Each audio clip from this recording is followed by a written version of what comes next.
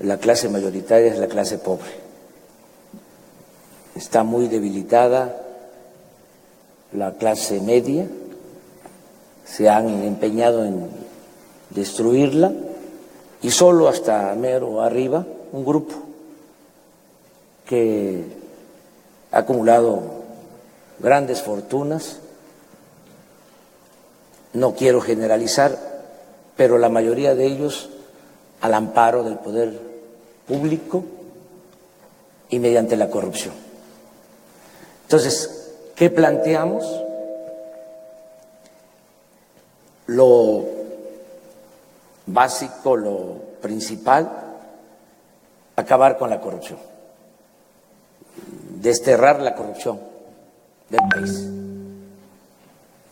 Si me preguntan, dígalo rápido, diga qué va a hacer, usted que ni siquiera habla de corrido, contesto, acabar con la corrupción. Ese es el plan. Y esto no solo para moralizar al país, que va a ayudar mucho la moralización de México, porque las autoridades van a tener autoridad moral y al tener autoridad moral se va a tener autoridad política y se va a poder convocar a todos a que actuemos con rectitud. Pero no solo es eso, también nos va a ayudar para mejorar la imagen de nuestro país en el extranjero. Ahora, desgraciadamente, las noticias que llegan de México a otras partes del mundo tienen que ver con violencia y con corrupción. Pero hay algo todavía más que nos va a dar el combate a la corrupción. Vamos a poder liberar fondos para el desarrollo. Todo lo que ahora se roban se va a utilizar para financiar el desarrollo. No va a haber necesidad de aumentar impuestos como lo han hecho las reformas fiscales. No va a haber necesidad de aumentar la deuda como lo han hecho. No se sabe, pero cuando terminó Fox, la deuda pública era de 1.7 billones.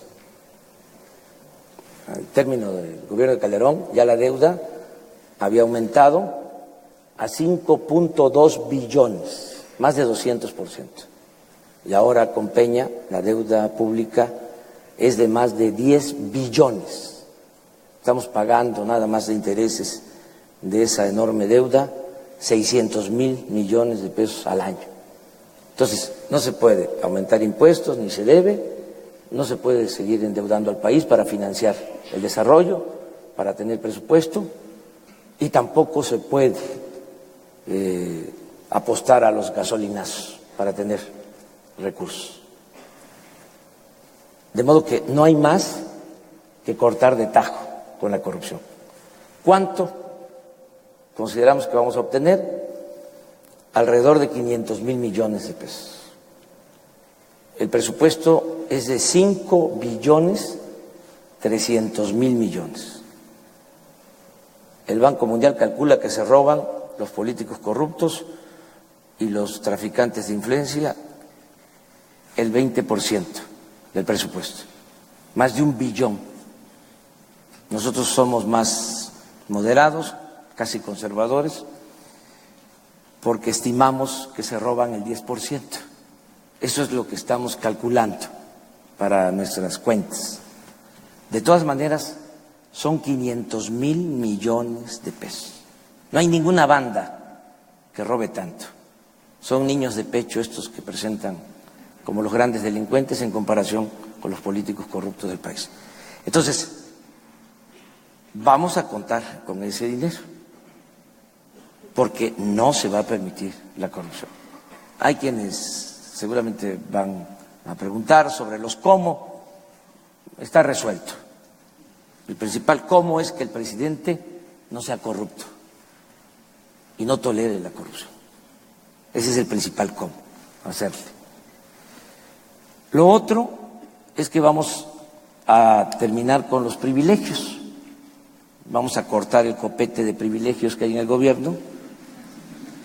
Vamos a reducir el costo del gobierno a la sociedad y con una política de austeridad republicana también vamos a reunir una buena cantidad de dinero. Con eso vamos a financiar el desarrollo. ¿Qué vamos a hacer? Impulsar actividades productivas, crear empleos, algo muy especial, atender a los jóvenes. Estamos haciendo el compromiso de que todos los jóvenes de México tengan garantizado el derecho al estudio y el derecho al trabajo. No van a ser rechazados los jóvenes, como ha venido sucediendo, de manera injusta y absurda, irresponsable. A los jóvenes se les ha empujado a tomar el camino de las conductas antisociales. Vamos a atender a los jóvenes. Hay 18 millones de jóvenes en pobreza. No podemos enfrentar el problema de la inseguridad y de la violencia sin atender a los jóvenes, sin darles oportunidad de estudio y de trabajo. Vamos también a contratar, así como lo estoy diciendo, a los jóvenes desempleados.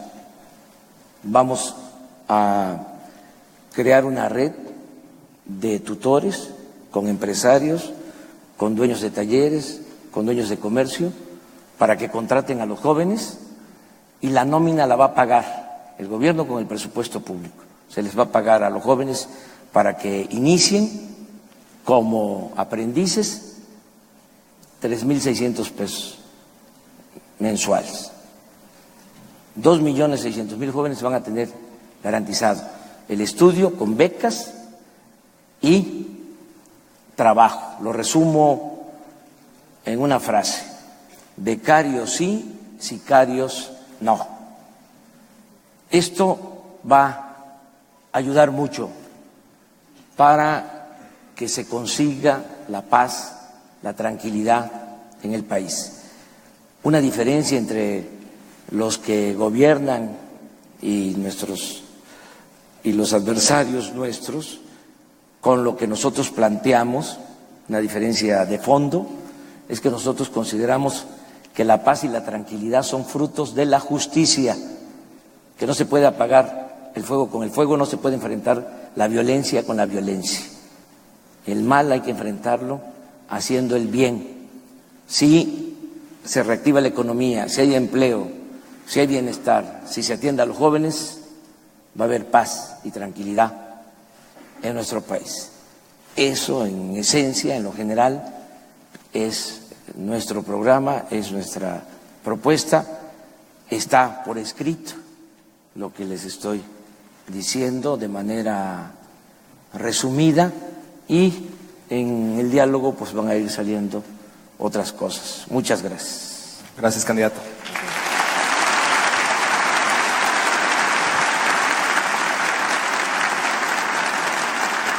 Andrés Manuel, me gustaría comenzar partiendo de un principio, que es el mismo con el que hemos comenzado con los demás candidatos, de plantear que antes de ser políticos o antes de ser gobernantes o candidatos a la presidencia, ustedes son seres humanos, como nosotros y como todos los aquí presentes.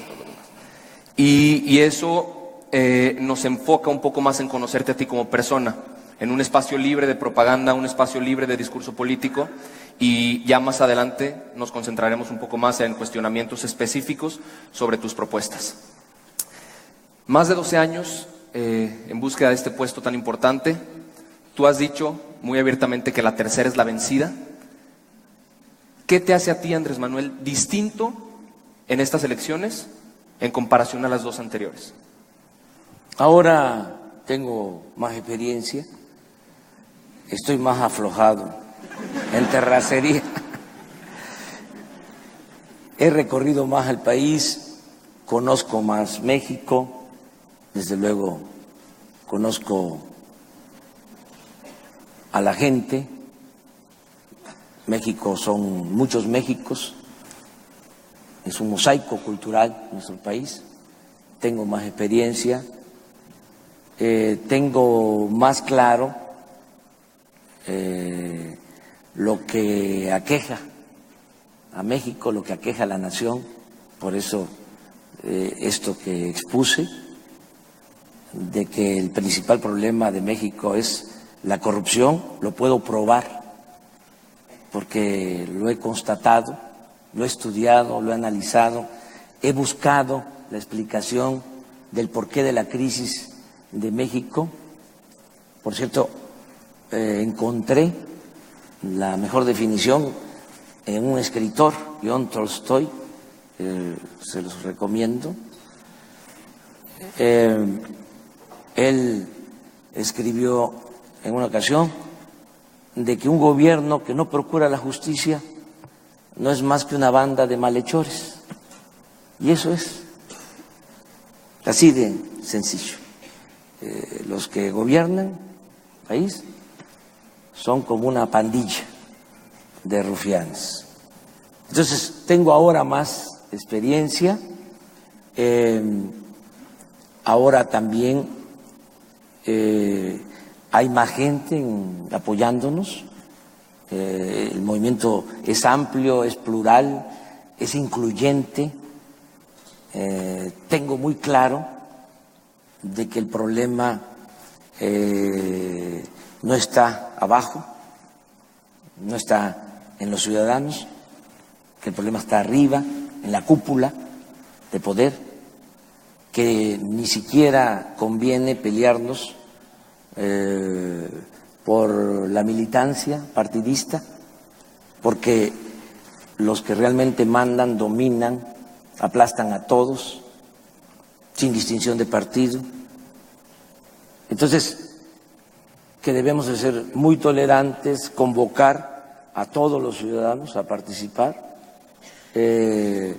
no odiar, no ver a quienes no piensan como nosotros como enemigos, sino como adversarios, no verlos como enemigos a destruir, sino como adversarios a vencer. Todo eso es parte del aprendizaje. Muchas gracias, candidato. Intentaremos ser breves con las siguientes preguntas para tener tiempo suficiente de abarcar varios temas. Con toda esta experiencia que ha ganado en el transcurso de los años, al día de hoy, ¿cuál piensas que es el perfil ideal que debería tener un presidente de nuestro país en el contexto actual de México? Honestidad. Esta es la clave de todo. Porque la corrupción no se da de abajo hacia arriba. La corrupción se da de arriba hacia abajo. En las familias, en las colonias, los barrios, los pueblos de México, hay una gran reserva de valores culturales, morales, espirituales. No es cierto de que el pueblo de México sea corrupto por naturaleza. Hace poco recordé lo que contestó Peña cuando le dijeron que sí, qué opinaba de la corrupción, y dijo que la corrupción era parte de la cultura del pueblo de México. Eso no es cierto, eso es falso. El problema está arriba. Entonces, si el presidente es honesto, los gobernadores van a tener que ser honestos, los presidentes municipales también. ¿Y crees tú que basta con ser honesto para ser presidente? Sí, creo que es lo más importante en estos tiempos. Puede ser que en otros tiempos, si no hubiese corrupción, si no hubiese la impunidad que hay, podría ser un agente eficiente, un buen técnico, un buen administrador público, pero ahora se requiere más que nada la honestidad para desterrar la corrupción, y se requiere gobernar con el ejemplo. Entonces sí es muy importante el que el presidente sea honesto. No olvidemos que tenemos un sistema presidencialista, entonces incluso una costumbre de estar atentos, pendientes a lo que hace el presidente. Los presidentes de ahora no dejan de ser tlatoanis. Tiene que ver con la tradición. son, decía don Daniel José Villegas, monarquías sexenales. Entonces, el comportamiento del presidente es muy importante. Por ejemplo, no todo se puede hacer con dinero. Los cambios, la transformación que nosotros planteamos no es nada más en lo material. Nosotros estamos planteando el bienestar material, pero también el bienestar del alma, y estamos planteando que se pueda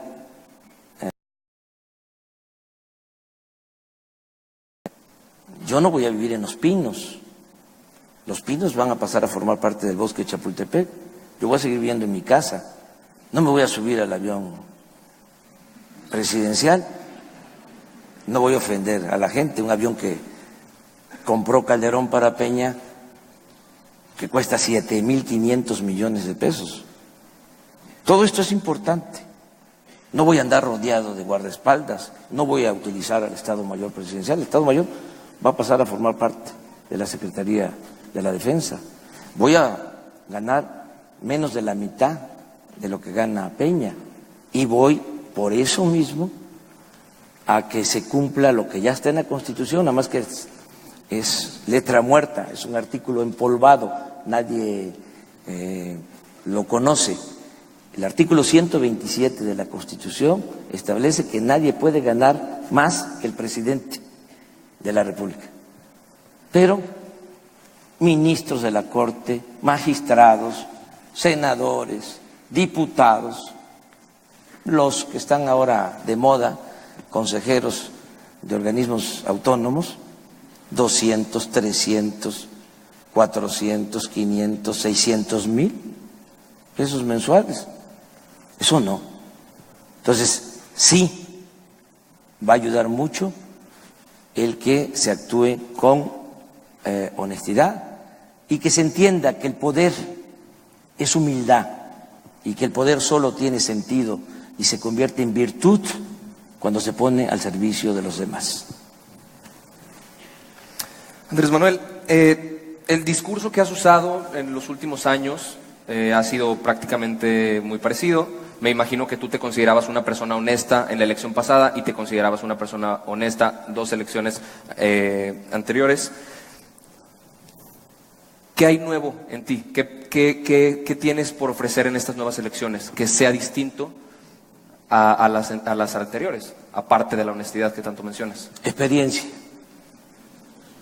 Tengo experiencia más que, con todo respeto y sin ser presumido, que los otros candidatos. Yo fui jefe de gobierno de la Ciudad de México y entregué buenas cuentas en el tema que tanto preocupa. En el tiempo que goberné la ciudad, reduje la incidencia delictiva en 20% homicidios, y son datos oficiales, en 40% el robo de vehículo con violencia, en 38% secuestros. En general, reduje la incidencia delictiva en la ciudad. Tengo esa experiencia y sé pues que hace falta atender las causas que han originado la inseguridad y la violencia. Tengo ahora también el apoyo de un grupo de especialistas en todos los campos de la vida pública. Tengo el apoyo de muy buenos economistas, muy buenos abogados, contadores, médicos, científicos. Es un equipo, antes que otros, no han hecho lo mismo otros candidatos. Nosotros ya presentamos un gabinete, los que van a gobernar, ya tenemos un plan de desarrollo que lo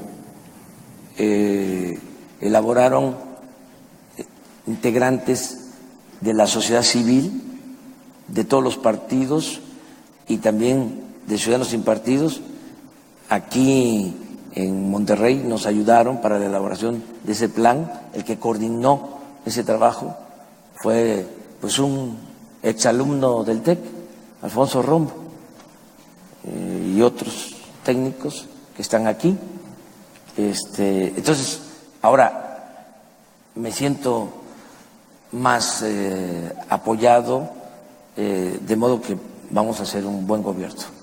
Andrés Manuel, en el 2006, después de que la elección no se dio como tú esperabas, salieron a Reforma a hacer un bloqueo.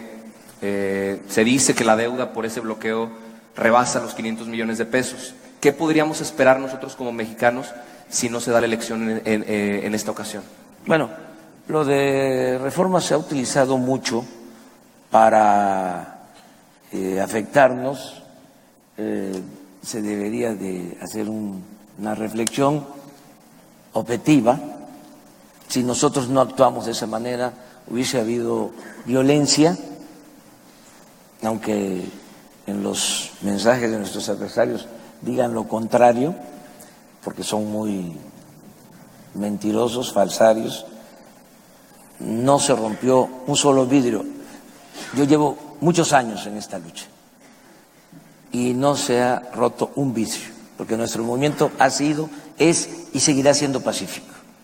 Entonces, ¿por qué fue lo de Reforma? Porque,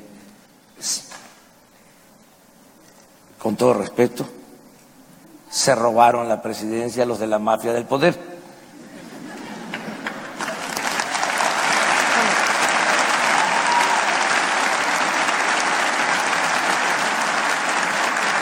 Y ya nada más termino. Claro, y si no hubiésemos actuado así, sí, se hubiese desbordado el movimiento y iba a haber violencia. Entonces, por eso decidimos hacer esa manifestación muy fuerte, muy radical, pero sin violencia. Pagamos los costos, pero no se derramó sangre, nadie perdió la vida y no fue poca cosa lo que hicieron los que se creen amos y señores de México. Se robaron la presidencia de la República, porque Calderón no ganó, o sea, sin duda. Entonces, tuvimos que hacer eso.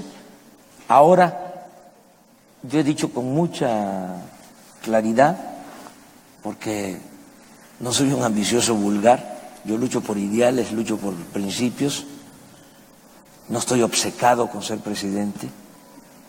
Eso es un medio, no es un fin, aunque algunos piensen de otra manera. Yo tenía pensado en el 2012, en el Zócalo, decir que me retiraba. Incluso hice el texto. Voy a decir, quise ser como Juárez, como Madero, como el general Cárdenas. No pude o no me permitieron ser presidente. De modo que me voy. No voy a dejar de luchar hasta que me muera por mis ideales, por mis principios, pero ya no vuelvo a ser candidato a nada. Lo pensé y dije, no, vamos a la tercera. La tercera es la vencida.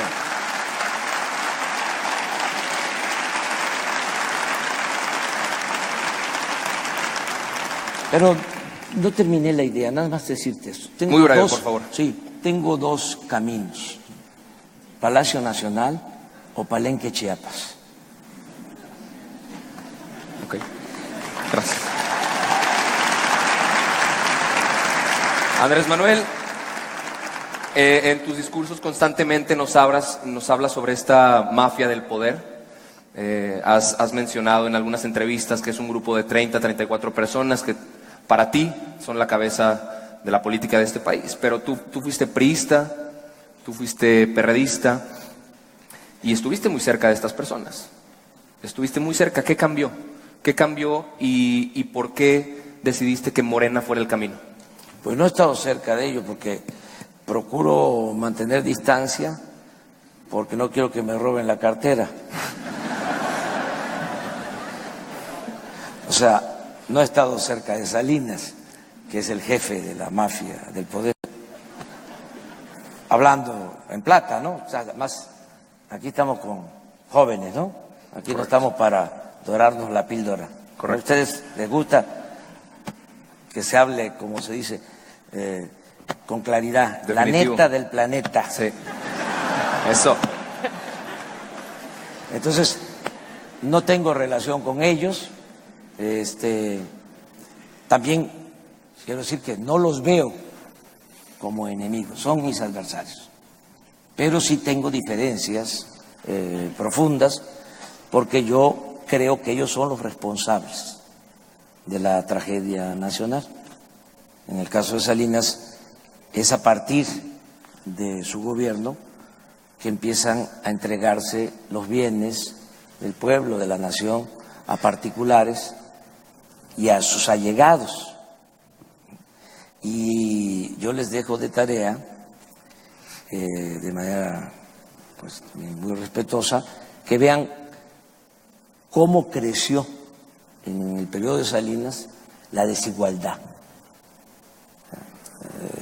Se profundizó la desigualdad en el gobierno de Salinas. Por eso yo le llamo a Salinas el padre de la desigualdad moderna. Entonces sí tenemos diferencias, ¿sí?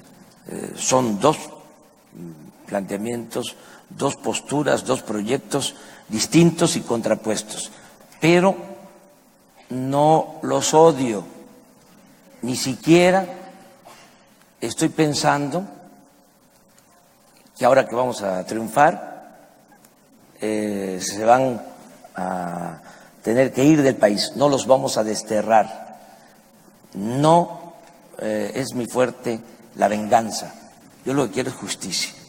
Y se los explico también así, de manera muy sencilla.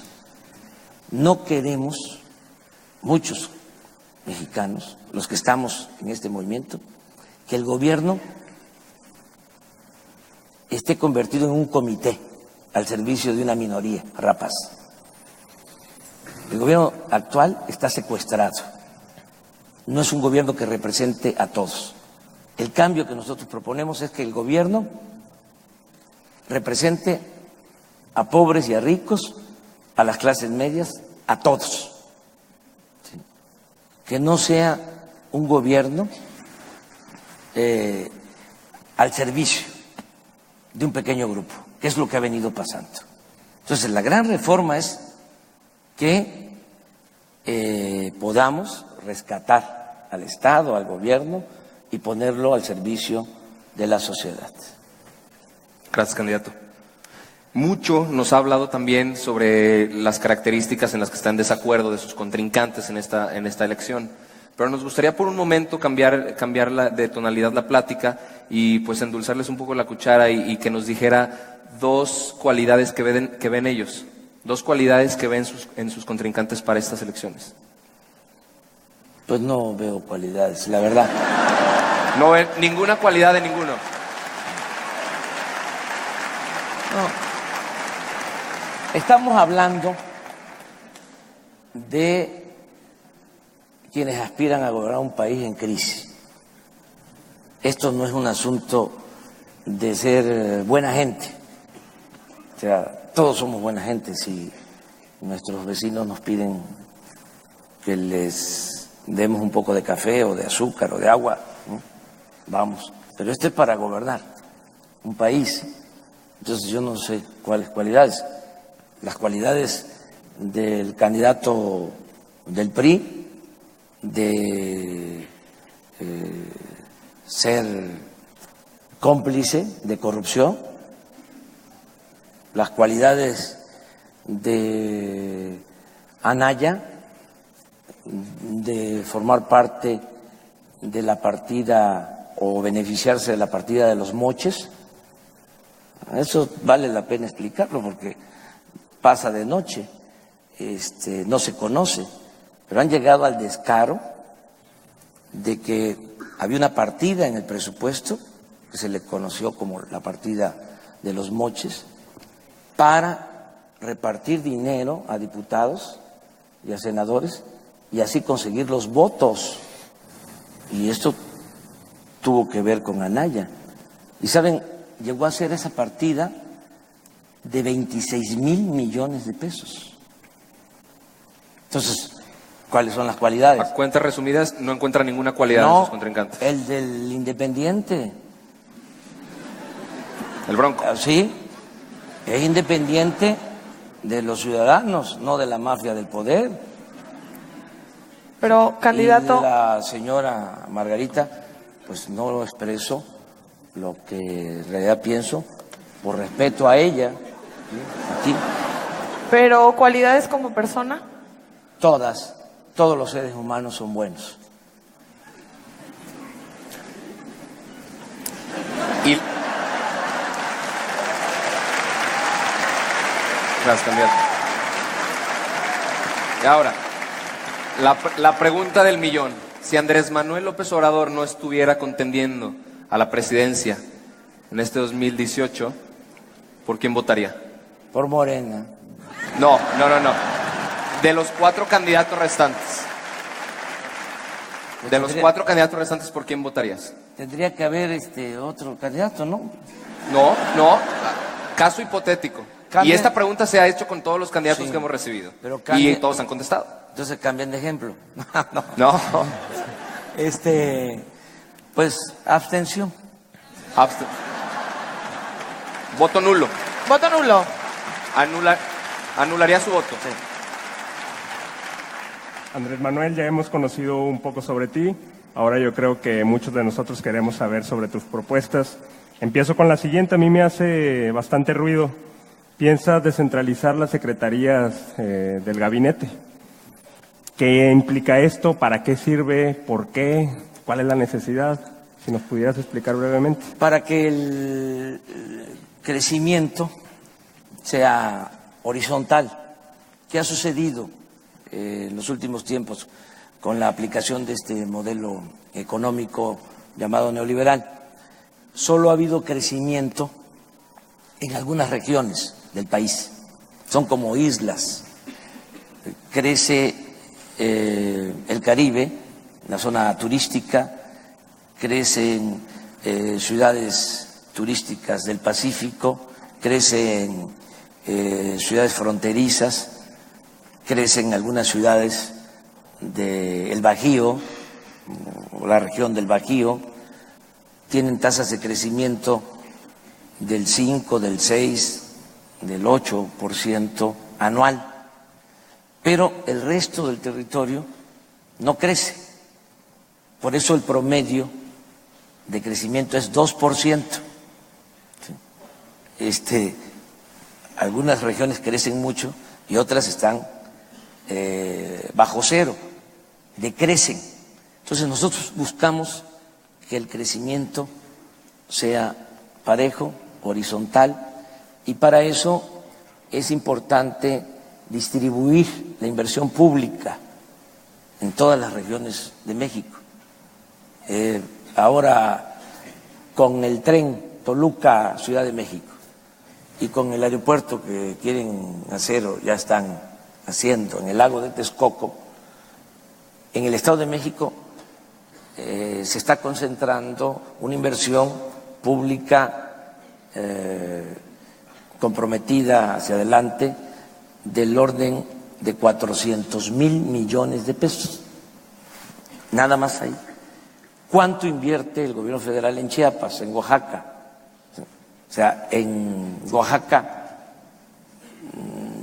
no ha invertido el gobierno federal ni siquiera lo que se gastó en hacer el galerón para guardar el avión de Peña Nieto, que costó 1,000 millones de pesos. Entonces, ¿qué buscamos? Distribuir la inversión. Y esto se puede lograr de distintas maneras y un mecanismo, una forma, es descentralizar el gobierno. Además, ya no se pueden tener todas las dependencias federales en la Ciudad de México. La Ciudad de México, la gran Ciudad de México, es muy vulnerable, no solo por sismos, sino porque ya no hay agua y hay que descentralizar. Entonces, lo que estamos planteando es que la Secretaría de Economía, pues esté aquí, en Monterrey, en Nuevo León, que la Comisión Federal de Electricidad esté en Chiapas, porque ahí están las hidroeléctricas, que la Secretaría de Desarrollo Social esté en Oaxaca, que la Secretaría de Educación Pública esté en Puebla, que la Secretaría de Agricultura esté en Ciudad Obregón, Sonora. Eso es lo que estamos planteando. Es un proceso, pero lo vamos a conseguir y es para beneficiar a todo el país, no seguir con la centralización. Ok, tienes un programa bastante amplio en cuanto al desarrollo social. ¿De dónde vas a obtener estos recursos para implementar todos estos programas? Y ya que no vas a modificar impuestos, incluso dices que los vas a reducir, ¿cómo se logra esto? Pues es lo que expliqué. Nosotros, la fórmula es acabar con la corrupción, acabar con los privilegios y todo lo que ahorremos, destinarlo a financiar el desarrollo. Ese es el plan. Entonces estamos calculando que podemos liberar desde el primer año alrededor de 500,000 millones. Y con eso queremos financiar los proyectos que estamos proponiendo. El darle becas a 300,000 jóvenes para que estudien en universidades, en escuelas del nivel superior, becas de 2,400 pesos mensuales a 300,000 jóvenes, y darle trabajo a 2,300,000 jóvenes que ahora de manera despectiva se les llama ninis, que ni estudian ni trabajan, como si fuese culpa de ellos, jóvenes que no han tenido oportunidad. Bueno, darles trabajo como aprendices, pagándoles 3,600 pesos mensuales, o sea, darle estudio y trabajo a 2,600,000 jóvenes, 110,000 millones de pesos. Si se roban 500,000, nos va a alcanzar y nos va a sobrar. ¿Y qué vamos a ganar con esto? Mucho, porque vamos a jalar a los jóvenes. Si no lo jalamos nosotros, lo jalan las bandas y los jóvenes toman el camino de las conductas antisociales. Es muy inhumano e irresponsable lo que ha hecho este gobierno corrupto de abandonar a los jóvenes, y cuando los jóvenes, porque no tienen opciones, no tienen alternativas, toman el camino de la violencia, se les masacra, se les acribilla. Nosotros no vamos a actuar así.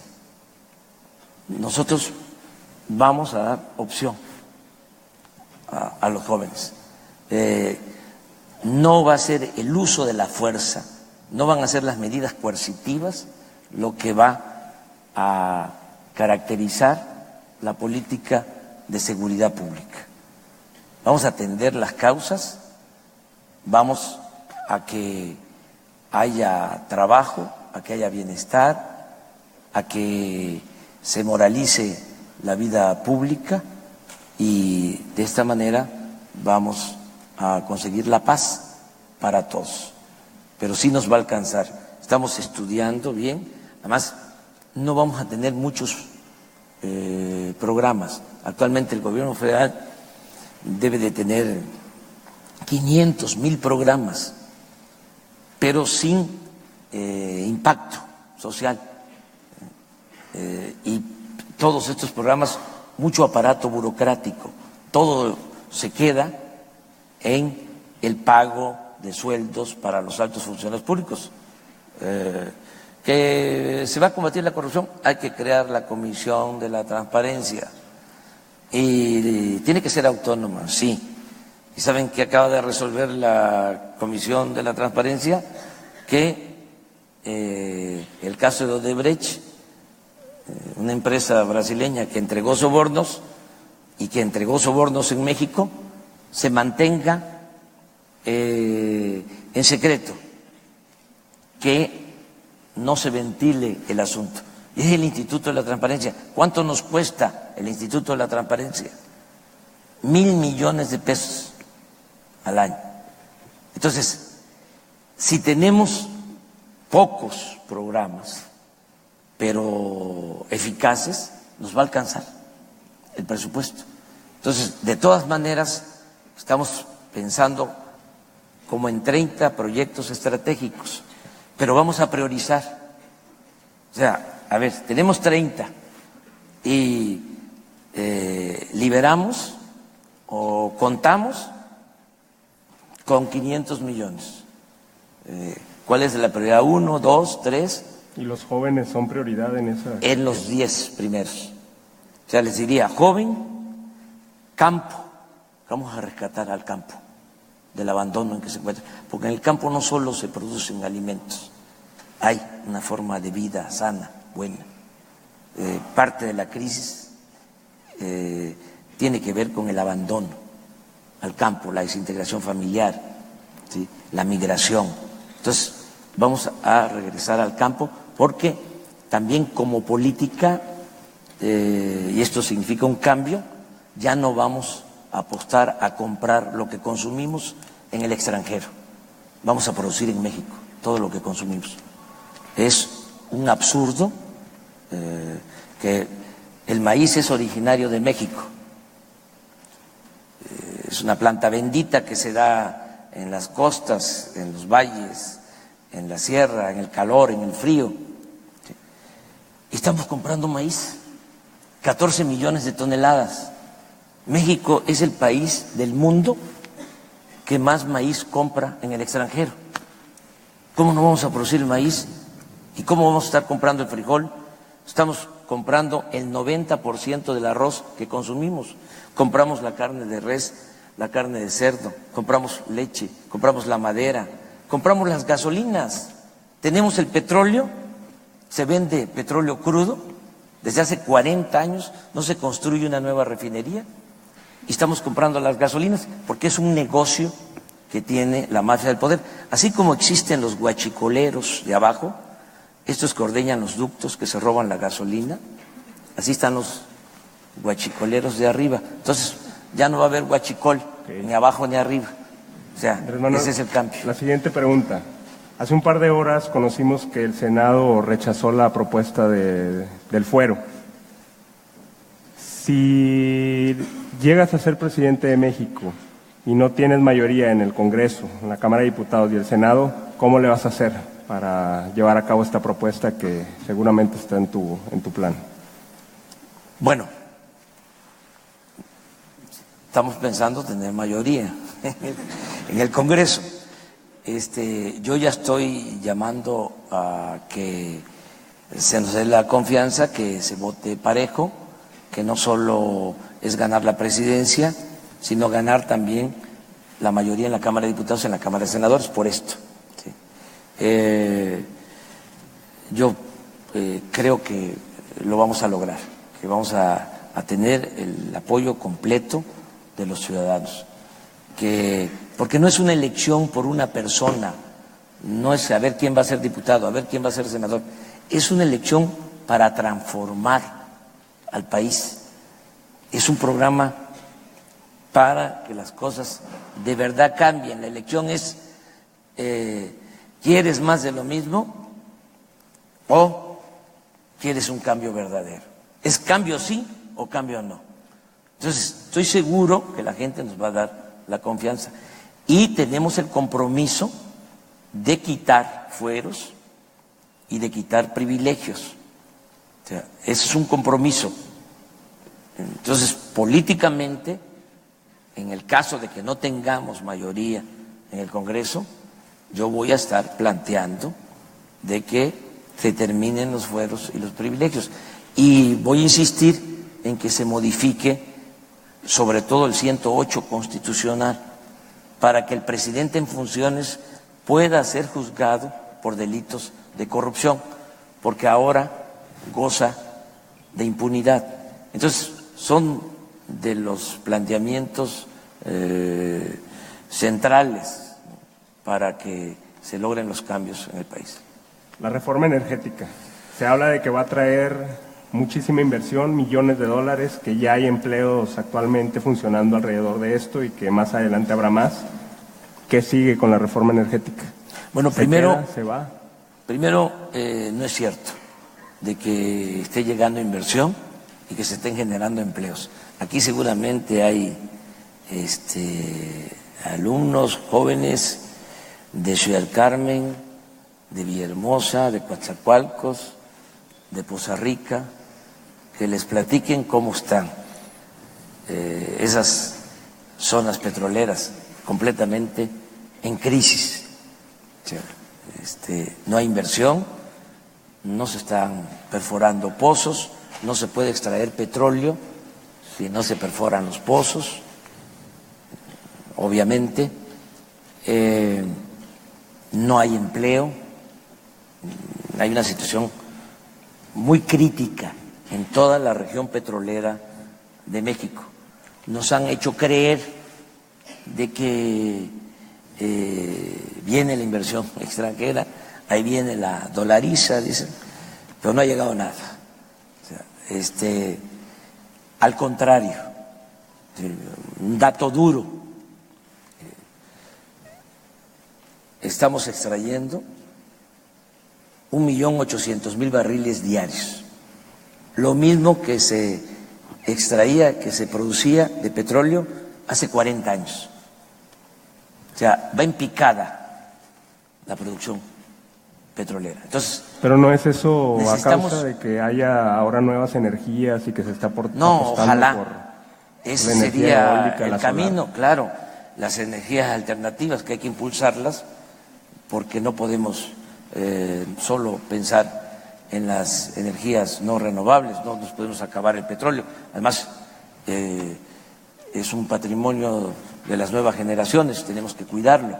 Pero apostarías por las nuevas energías. Claro que sí, claro, tenemos que llevar a cabo esa transición, ¿sí? Tenemos que cuidar el petróleo porque es un recurso, repito, no renovable, pero no es que se esté cayendo la producción petrolera porque ahora hay más energía eólica o solar, eso no, no es así, es porque no hay inversión, ¿sí?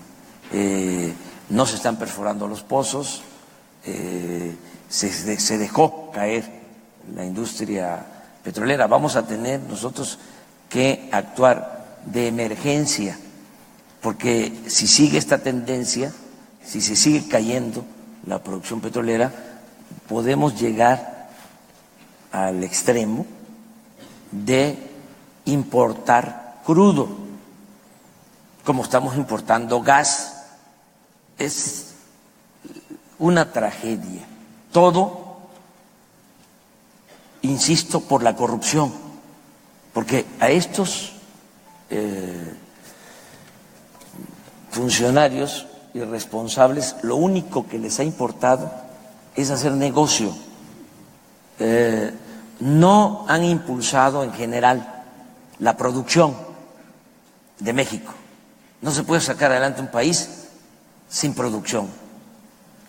Si no hay producción, no hay empleo, no hay bienestar. Eso no les ha importado, no han fomentado el desarrollo. Lo único que les ha importado es comprar gasolina. ¿Saben de cuánto es el negocio de la compra de la gasolina? 500,000 millones de pesos al año. Por eso la gasolina en Estados Unidos cuesta de 11 a 13 pesos y en nuestro país la más barata más de 18 pesos. En Guatemala no tienen petróleo y es más barata la gasolina que en México. Entonces, por eso no quieren construir las refinerías y todavía quieren decir o justificar el atraco haciendo creer de que no es negocio construir refinerías. Esto es de sentido común. ¿Cómo no va a ser negocio darle valor agregado a la materia prima. ¿Por qué si no es negocio siguen construyendo refinerías en Estados Unidos? Aquí tenemos 6 refinerías, aquí cerca está la de Cadereyta, que está operando al 35% de su capacidad. 6 refinerías, en Estados Unidos tienen 150 refinerías. No es que tienen el negocio de la compra de la gasolina, tienen el negocio de la compra del gas, tienen el negocio de la compra de los alimentos.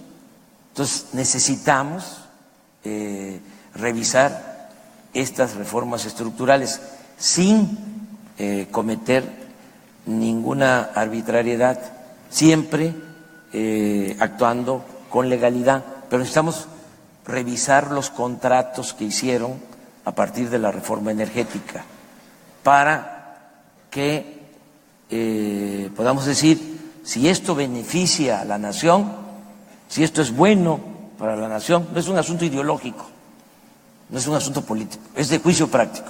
Es decir, si es negocio para la nación, vámonos, adelante. Si no es negocio para la nación y es nada más negocio para unos cuantos, pues lo tenemos que revisar, corregir y tenemos que iniciar procesos legales. Andrés Manuel,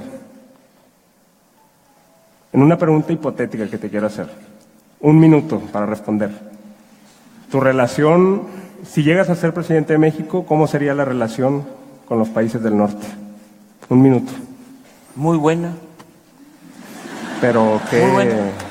¿cómo sería? ¿Qué habría entre? Miren, no puede ser mala, porque tenemos con Estados Unidos 3.185 kilómetros de frontera. O sea, por geopolítica, además por cultura, todos los que viven en la zona fronteriza de México siempre han convivido en armonía con los que viven del otro lado de la frontera, pero además por convenir así a la economía, al comercio. O sea, tenemos que mantener una muy buena relación con el gobierno de Estados Unidos. Voy a convencer a Donald Trump, lo voy a hacer entrar en razón de que la mejor política bilateral, la mejor relación que podemos tener debe fincarse en la cooperación para el desarrollo. Que si nos ponemos de acuerdo y llevamos a cabo proyectos de desarrollo en México y también proyectos en Estados Unidos de manera conjunta, vamos a enfrentar los problemas de migración y de violencia. O sea, no se van a resolver los problemas con muros, ¿sí? No se resuelven los problemas militarizando la frontera, mucho menos ofendiendo a los mexicanos. O sea, va a tener el señor Trump que respetarnos, ¿sí? Porque nosotros siempre lo vamos a respetar. Entiendo.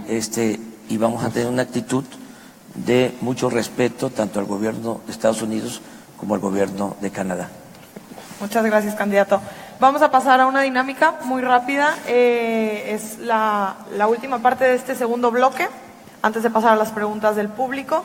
Les recordamos, si tienen alguna pregunta, mandarla vía Twitter con el hashtag ActúaMX.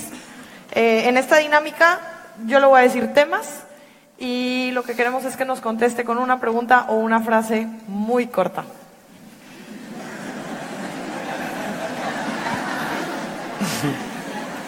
Seguridad. Es necesario. Pobreza. Duele. Corrupción. Lastre. Pena de muerte. No. Legalización de las drogas. Consulta. Eutanasia. Sí. Aeropuerto Ciudad de México. No. Experimentación animal.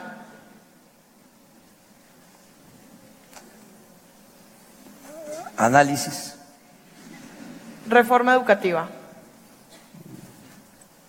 Cancelarla. Equidad de género. Respeto. Reforma energética.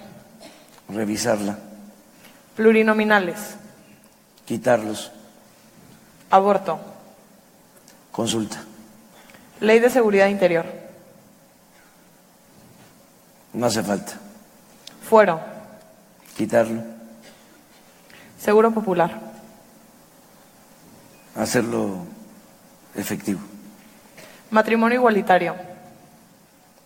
Libertad. Telecán. Telecán. Necesario. Pensión expresidentes. Quitarlas. Partidos políticos. Moralizarlos. Amnistía para delincuentes. Consultarlo. Revocación de mandato. Aplicarla. Candidaturas independientes. Que sean auténticas. Seguridad. Necesidad sentida. Reducción de salario a servidores públicos. ¿De acuerdo? Procuraduría autónoma. Autónoma de la mafia. Pobreza. Ya lo dije. Sí. Duele. Gracias. Jóvenes. Frescura, inteligencia, amor. México. Lo mejor del mundo. Actúa. Actúa. Actúa. Actúa. Pues sí. Gracias.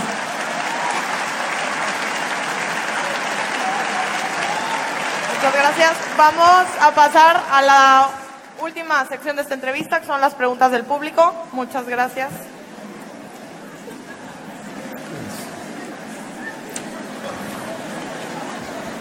Comenzamos en temas de seguridad. Patti nos pregunta, ¿cuál es su plan en concreto para garantizar la seguridad de los estudiantes mexicanos? Bueno, ya hablé de atender las causas, que considero que esto es muy importante, y también para garantizar la seguridad de los jóvenes y de los ciudadanos en general, voy a ocuparme personalmente de atender el asunto, el problema de la inseguridad y de la violencia. Todos los días, como lo hice cuando fui jefe de gobierno, voy a tener un acuerdo con el Gabinete de Seguridad desde las 6 de la mañana, incluidos sábados y domingos. Y yo voy a recibir el reporte, el parte de la policía, del ejército, para saber qué sucedió en todo el país en las últimas 24 horas y vamos a tomar decisiones. No voy a delegar este asunto, voy a ser presidente y voy a ser también, como lo establece la Constitución y la ley reglamentaria de las Fuerzas Armadas, voy a ser comandante supremo de las Fuerzas Armadas. Gracias, candidato. Bueno, varios usuarios tienen esta pregunta. ¿A qué se refiere con amnistía? ¿Quiénes se verán beneficiados? ¿Y cómo se verá dentro del ámbito internacional? Sí, mire, es un tema polémico. Yo recorro todo el país, conozco todo México, todos los municipios de México los conozco. Los he visitado más de una vez, entonces me toca ir a regiones donde hay mucha violencia. He visto cosas que preocupan mucho. acabamos de tener hechos lamentables de la desaparición de una manera cruel de jóvenes en Jalisco y así en todo el país. No ha funcionado la estrategia que se ha aplicado desde hace 10, 12 años, desde que Calderón le pegó un garrotazo a lo tonto, al avispero, y declara la guerra al narcotráfico. O sea, en el país hay mucha violencia, 230,000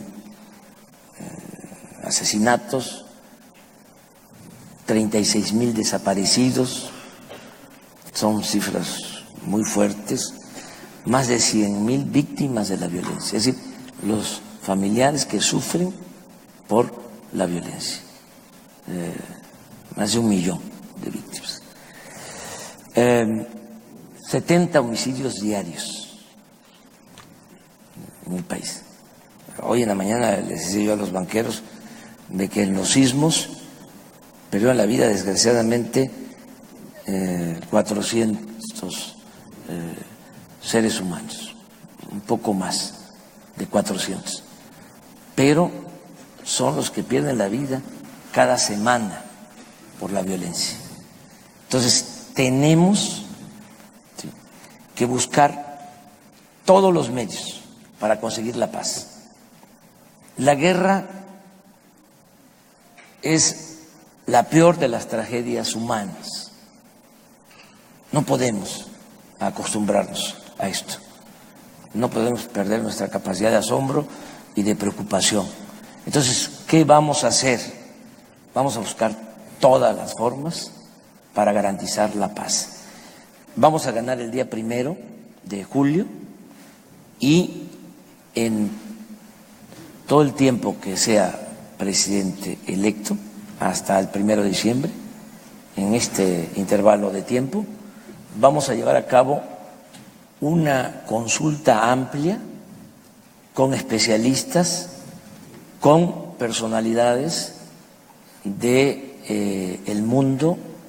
Estoy invitando por anticipado, por cuestiones de agenda, al Papa Francisco.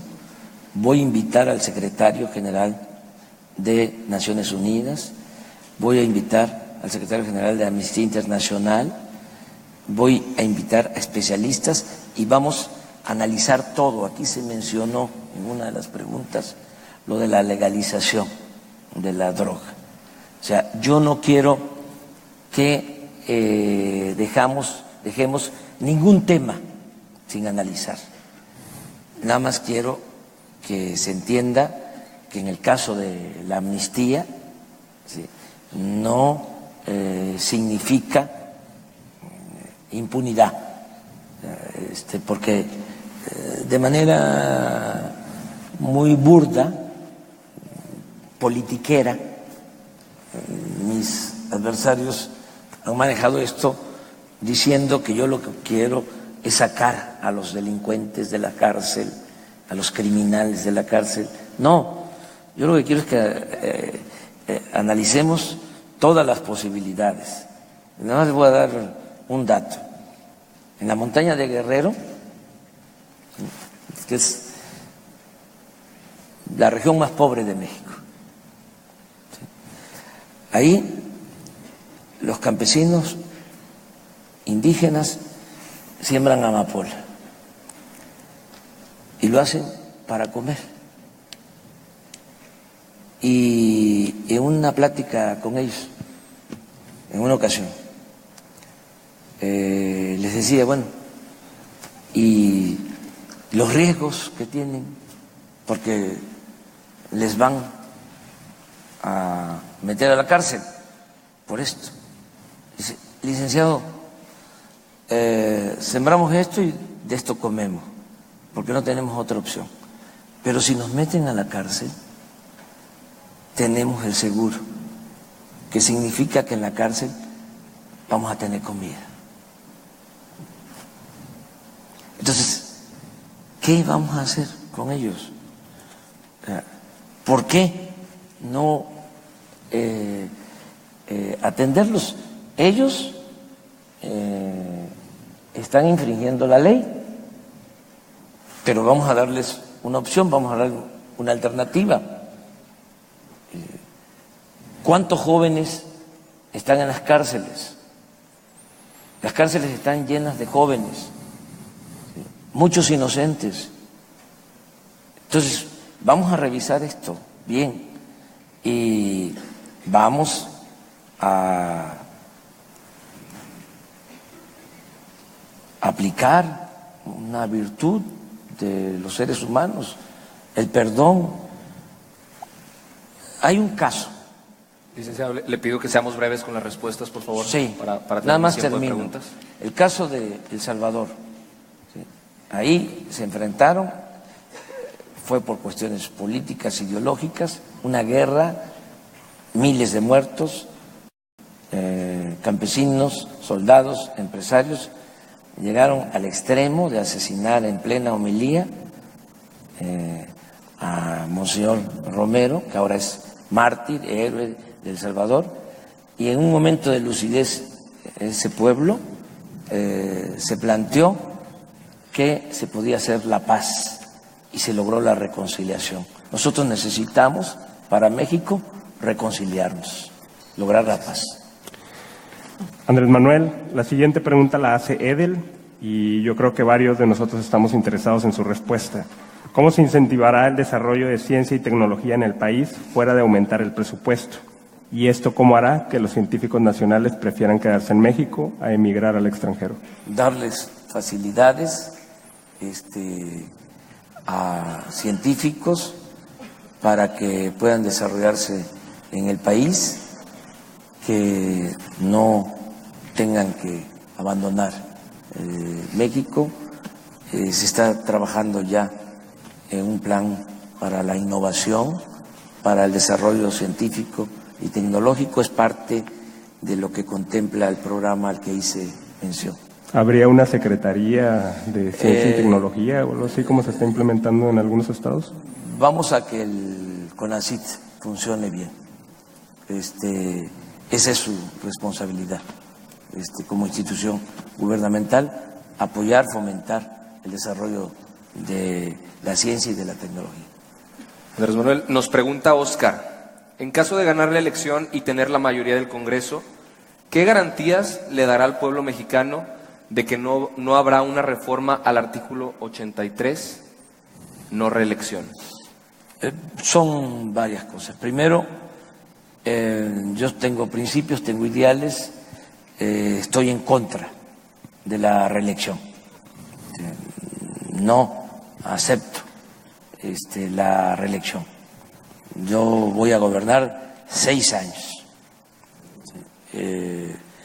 Dije ayer, antier, de que vamos a sentar las bases del nuevo país, de la patria nueva, en 6 años, porque voy a trabajar, vamos a trabajar en equipo 16 horas diarias.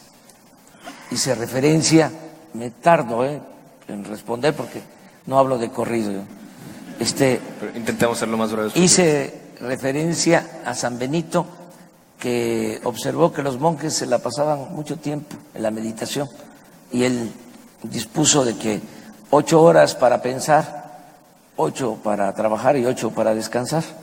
Entonces, como ya nosotros no tenemos mucho que pensar, ya sabemos lo que se tiene que hacer, pues van a ser 8 para trabajar, 16 horas, 8 para trabajar y las 8 de pensar también van a ser para el trabajo. Entonces vamos a hacer 12 años de gobierno en 6, nada más.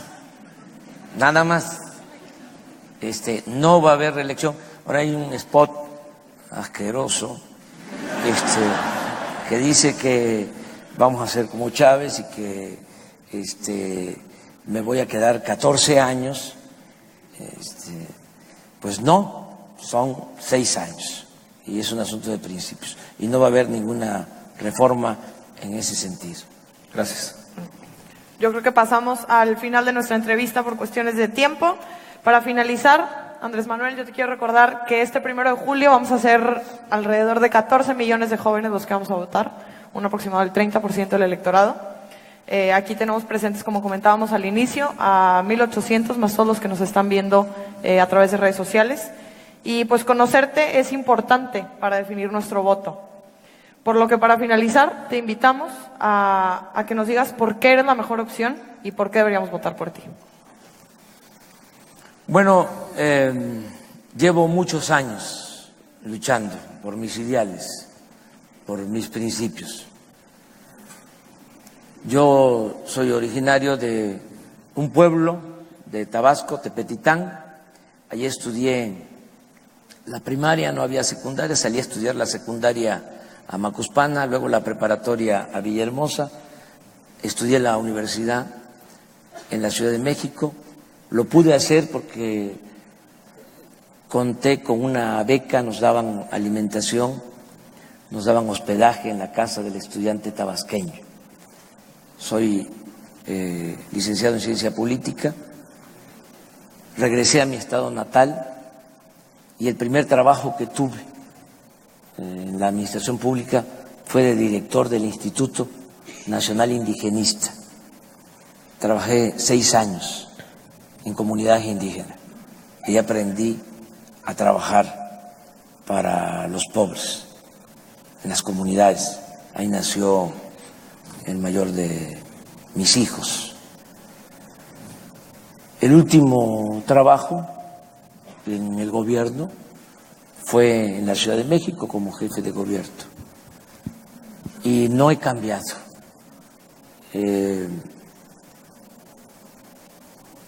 Siempre he pensado en todos.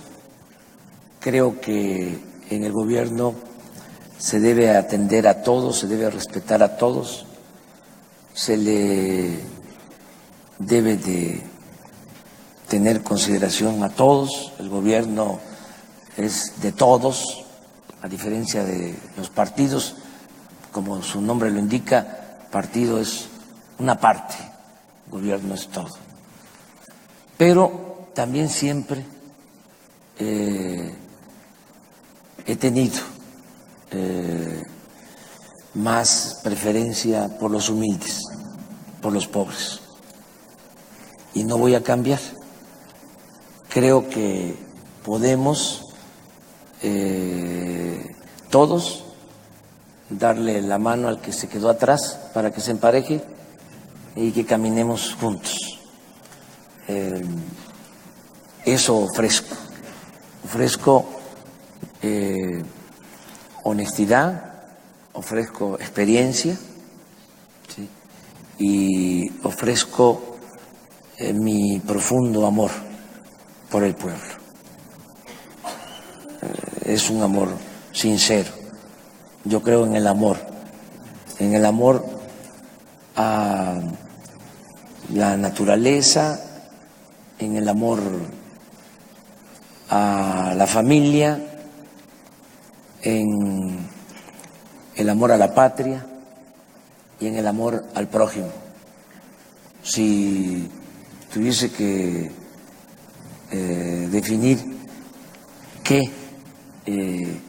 es lo social o qué es lo que se puede considerar como justicia y cómo resumirlo, diría que es el amor al prójimo,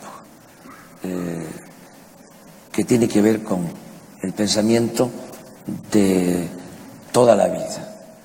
Yo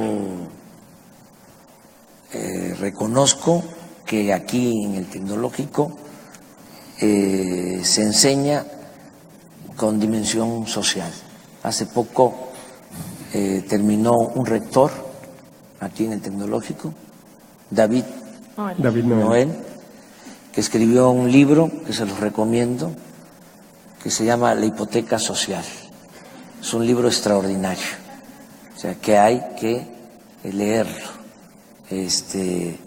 Aquí aprovecho para agradecerles a ustedes esta invitación, esta institución que que fundó don Eugenio Garza Sada, de esta institución salieron dos personajes que yo admiro y respeto,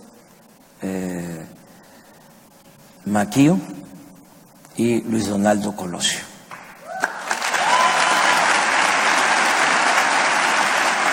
Y muchas gracias. Gracias. Muchísimas gracias. Candidato. Gracias, Andrés Manuel. Muchas gracias, candidato.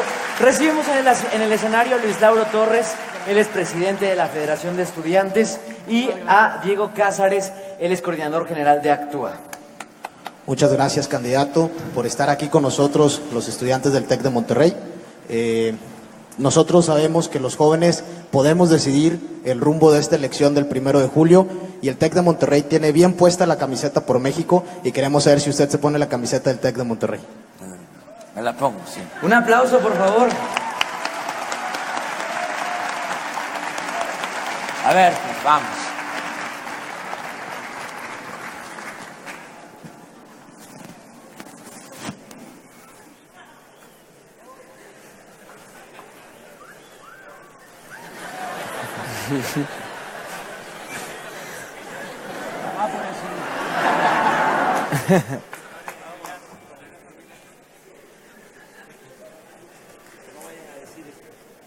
Más o menos.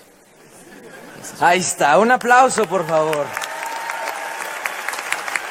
De igual forma, Diego Cázares le hace entrega de un reconocimiento a nombre de los estudiantes del TEC de Monterrey.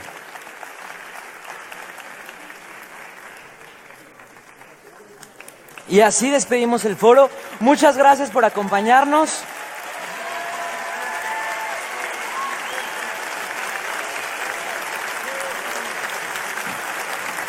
Nos vemos en el foro que sigue. Muchas gracias y buenas tardes.